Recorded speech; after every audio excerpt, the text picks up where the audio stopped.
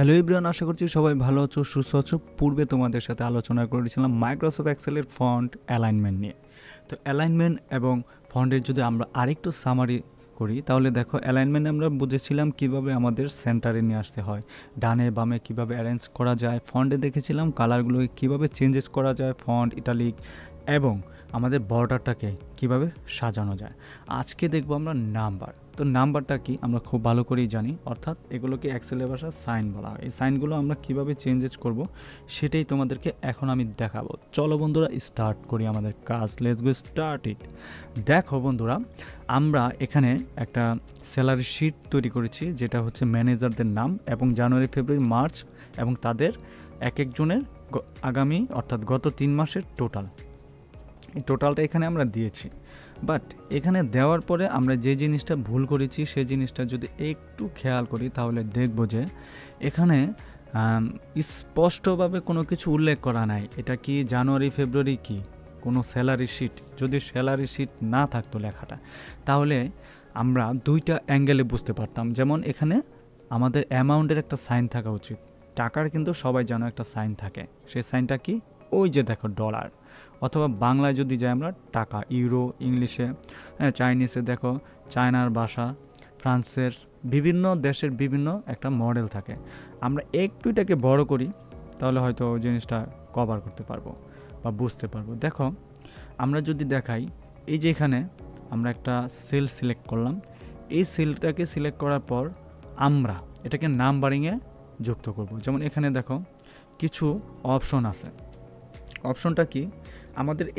এটা কি নাম্বার না কারেন্সি? কারেন্সি মানে কি এটা কি টাকার অঙ্ক হিসাব করব আমরা, নাকি নাম্বার যেমন 1 2 3 4 5 এরকম, নাকি আমরা টাকার হিসেবটা করব? টাকার হিসেব করলে কারেন্সি দিতে হয়, আর যদি টাকা ছাড়া হয় তাহলে নাম্বার বা জেনারেল দিতে পারো নাম্বার। দেখো আমরা যদি নাম্বার আকারে দেই, এটা বাই ডিফল্ট রয়েছে জেনারেল, মানে এটার কোনো নো স্পেসিফিক ফরম্যাট, এটার কোনো ফরম্যাট হয় না। মূলত এগুলো কোনো ফরম্যাট না, এটাকে কোনো ফরম্যাটে ধরা হয় না।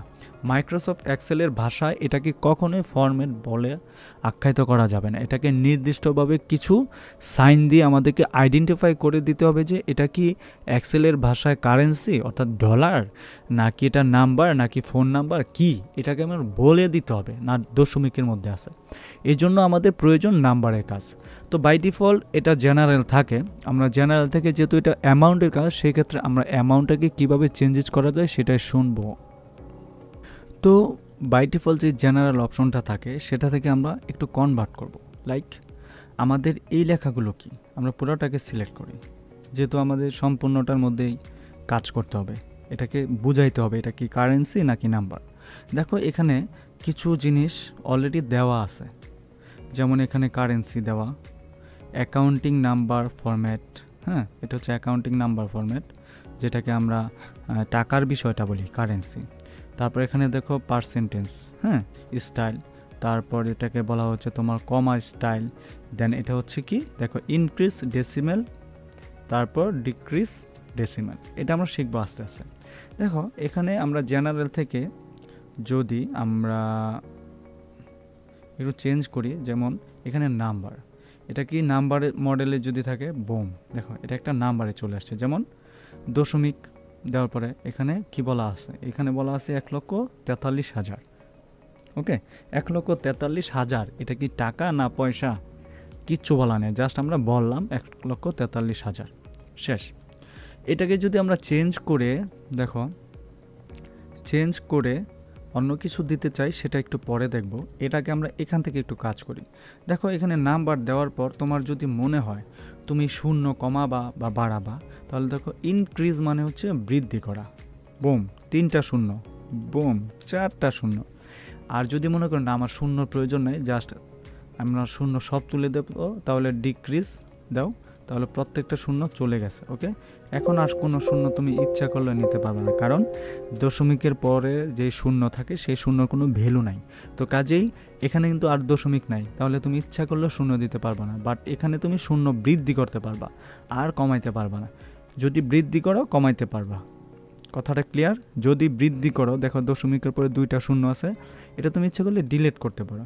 বাট দশমিকের পরে যদি আর শূন্য না থাকে, এটা তুমি ইচ্ছে করলে আর ডিলিট করতে পারবা না। যাই হোক, এই হচ্ছে তোমার ইনক্রিজ ডিক্রিজ ডেসিমেলের কথা। দেন আমরা যদি দেখি পার্সেন্টেজ, বোম, দেখো এখানে পার্সেন্টেজ চলে আসছে। ওকে, আচ্ছা, কমা, কমা চলে আসছে। কমাটা বেসিকলি দেওয়াটা উচিত কেন? স্পষ্ট করে দেওয়ার জন্য। ওকে, স্পষ্ট করে দেওয়ার জন্য আমরা এটা আমাদের অ্যামাউন্ট যখন টাকার অঙ্ক লেখা হয় তখন এটা করা উচিত, তাহলে আমাদের পড়ার জন্য সুবিধা। যেমন 1 লক্ষ বা 143, তারপর 3টা শূন্য, একক দশক শতক হাজার অযুত লক্ষ, তার মানে 1,43,000 আমরা ইজিলি বুঝে গেলাম। আর যদি কমাটা না থাকে তাহলে কি আমরা বেসিক্যালি কিচ্ছু বুঝি না। দেখো এখানে ক্লিক করার পর অ্যাকাউন্টিংয়ে কিন্তু চলে আসছে, এই যে অ্যাকাউন্টিং। ওকে, এটাই আমরা আস্তে আস্তে দেখব ফর্মুলা বার বা এখান থেকে আমরা। তারপর দেখো এখানে যদি অ্যাকাউন্টিং নাম্বার ফরম্যাট, বুম, দেখো এটা টাকার অঙ্ক বুঝাই দিছে। এখন এটা তার স্পষ্ট প্রমাণ যে এটা $1,43,000। ওকে, কিন্তু আমরা যেহেতু বাংলাদেশে থাকি সেহেতু এটা ডলার হিসেবে আমরা সাইন করব না, আমরা অবশ্যই এটাকে টাকার অঙ্কে দেখাবো। কীভাবে সেটা দেখো। আমরা আবার আন্ডু করে পিছনে যাই, আমাদের কাজগুলো দেখছি। ফুল এটাকে সিলেক্ট করব, সিলেক্ট করার পর আমরা এখানে যাওয়ার পর জেনারেল যেহেতু বাই ডিফল্ট থাকে আমরা নাম্বার দেখেছি, এখন কারেন্সি দেই, বোম। কারেন্সি দেওয়ার পর দেখো এটার সাথে সাথে কিন্তু টাকা এবং কমা চলে আসছে, টাকার অঙ্ক, এটা কারেন্সি। হ্যাঁ, এখান থেকে আমরা নিচে যাই, কারেন্সি যেহেতু সিলেক্ট করেছে, নিচে গিয়ে একটু দেখো এখানে বিভিন্ন দেশের কারেন্সি সাইন, অ্যাস্ট্রনিক সাইনগুলো দেওয়া। আমরা মোর ফরম্যাটে যাই, যাওয়ার পরে এখানে দেখো আমরা একটু নিচে আসি। ওকে, এখানে যাও, এখানে যাওয়ার পর দেশ সিলেক্ট করতে পারবা। যদি বাংলাদেশ হয় BDT, আচ্ছা বাংলাদেশটা আমরা খুঁজি, BAN, বাংলা। আচ্ছা বাংলাদেশটা আমি এইভাবে পাচ্ছি না, একটু কঠিন হয়ে যাচ্ছে আমাদের জন্য, সরি। দেখি আমরা আস্তে আস্তে খুঁজি বাংলাদেশটা কোথায়। ওকে,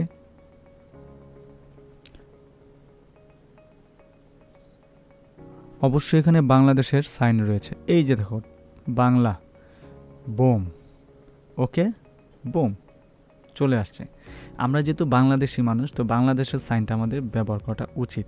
তবু এটা সরাসরি এক্সেল যেহেতু বাংলাদেশের মানুষ চুরি করে নাই, দেশের বাইরের মানুষ চুরি করেছে, এই জন্য এটা তাদের অ্যাকাউন্টিং ইন্টারন্যাশনাল ডলার হিসেবে শো করছে। তো আমরা এখান থেকে আমাদের দেশের অ্যাস্ট্রনিক সাইনটা চেঞ্জেস করে দিয়েছি। ওকে, এটা হচ্ছে অ্যাকাউন্টিংয়ের কাজ। আবার এখানে যাওয়ার পরে দেখো কারেন্সি থেকে অ্যাকাউন্টিংয়ে চলে আসছে, কারেন্সি থেকে অ্যাকাউন্ট, কারেন্সি মানে হচ্ছে দেশের একটা ডলার। ওকে, তো আমরা যেহেতু অ্যাকাউন্টিংয়ের চিন্তা করতেছি, কারেন্সি এবং ডলার অ্যাকাউন্টিং সেম একই কাজ। এটা হচ্ছে short date, long date, time, percentage আমরা অলরেডি দেখাইছি, বুম, দেখো পার্সেন্টেজ এখানে কিন্তু ছিল। ওকে, আবার যাও, এখানে যাওয়ার পর দেখো ফ্র্যাকশনটা কি, এটা কিন্তু আমরা বুঝতেই পারতেছি না, ফ্র্যাকশনটা মিডিলে আসছে, এটার কোনো মোটামুটি বোঝা যাচ্ছে না। সায়েন্টিফিক, এটাও সায়েন্টিফিক স্টাইলে রয়েছে, তো আমরা সায়েন্টিফিক স্টাইলে দেখব না, আমরা জাস্ট আমাদের অ্যাকাউন্টিংয়েই দেখব। দেখো তারপরে যদি আমরা দেখাই লং টাইম বা শর্ট ডেট, ওকে, এটা তারিখ অনুসারে অ্যারেঞ্জ হয়ে গেছে, তারিখ। ওকে, তারিখ অনুসারে অ্যারেঞ্জ হয়ে গেছে। তারপর দেখো লং ডেট, এটা কিন্তু এরকম কেন দেখাচ্ছে, এই ডেটটা একটু আনডিফাইন্ড, মানে বোঝা যাচ্ছে না। দেখো কীরকম, ওয়েডনেসডে মার্চের, জুলাইয়ের এত তারিখ, তারপর হচ্ছে মার্চের 9 তারিখ, বিভিন্ন সময় বিভিন্নগুলো আসছে, একটু চেঞ্জেস। আমরা আমাদের মতো করে টাইম যদি দেই, দেখো টাইম অনুসারে অ্যারেঞ্জ হয়ে গেছে এটা। এখন আমরা আমাদের টাইমগুলোকে চেঞ্জেস করতে পারি। ওকে, সেটা জাস্ট তোমাদের দেখানোর জন্য। আমরা যেহেতু অ্যাকাউন্টিং দিয়েছি, অ্যাকাউন্টিং এবং আমাদের দেশের একটা সাইন দিয়েছিলাম, সেই সাইনটা এখানে যেহেতু আর নাই, আমরা আর আপাতত খুঁজবো না, তোমাদের যেহেতু বুঝাই ফেলছি আসলে বিষয়টা কি এরকম। তো আমরা ইচ্ছে করলে নাম্বার থেকে অ্যাকাউন্টিং সাইনগুলো, তারপর পার্সেন্টেজ সাইনগুলো আমরা চেঞ্জেস করে দেখতে পারি আমাদের কাজের ক্ষেত্রে। যেমন এখানে যদি আমরা দেখি পার্সেন্টেজ দিলাম, এই অংশে আমরা দিলাম সাইন। ওকে, বিভিন্ন অপশন সহ আমরা এটাকে তুলে দিলাম, কমাটাকে, এখন সাইন দিই, দেখো এরকম আসছে। তো আমরা কিন্তু আমাদের মতো করে চেঞ্জেস নিতে পারি নাম্বার থেকে। তো আশা করছি বন্ধুরা খুব ভালোভাবে বুঝতে পেরেছো। তোমাদের সাথে আমরা নেক্সটে আলোচনা করব কিভাবে স্টাইল এবং ফরম্যাটিংয়ের কাজ করা যেতে পারে আমাদের মাইক্রোসফট এক্সেলে। Thank you so much, let's go start it.